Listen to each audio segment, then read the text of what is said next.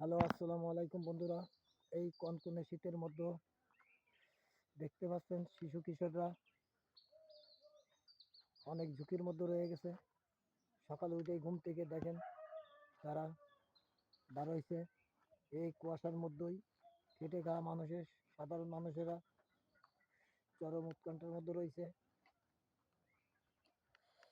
হঠাৎ শীত বেড়ে যায়, কাঁপছে সাধারণ মানুষ।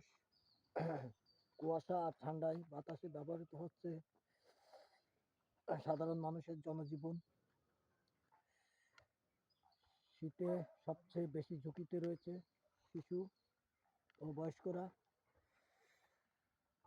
খেটে খাওয়া মানুষের শীত নিবারণের জন্য কেউ কেউ আবার আগুন জ্বালিয়ে শীত নিবারণের চেষ্টা করতে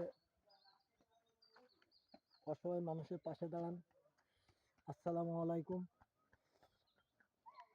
আমার এই নোয়াপাড়ার জার্নাল ইউটিউব চ্যানেলটা আপনারা সাবস্ক্রাইব করে রাখেন এবং ভালো ভালো সংবাদ পেতে সাবস্ক্রাইব করে রাখেন এবং লাইক শেয়ার কমেন্টস করেন। আসসালামু আলাইকুম। দর্শক, আপনাদের এই মুহূর্তে দেখাচ্ছি যে শীতের অবস্থা কেমন। কুয়াশায় একটি লোকও ঘর থেকে বের হচ্ছে না। আপনারা যে যেখানেই যান শীতের কাপড় চোপড় পরে যান, তা না হলে ঠান্ডাতে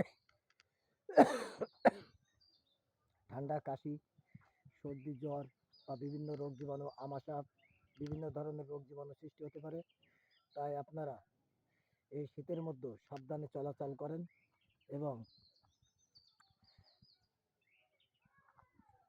এই কুয়াশার মধ্যে থেকে আপনারা নিজের শীত নিবারণের চেষ্টা করেন এবং পাশে থাকা খেটে খাওয়া মানুষদেরই খুবই সমস্যা হচ্ছে।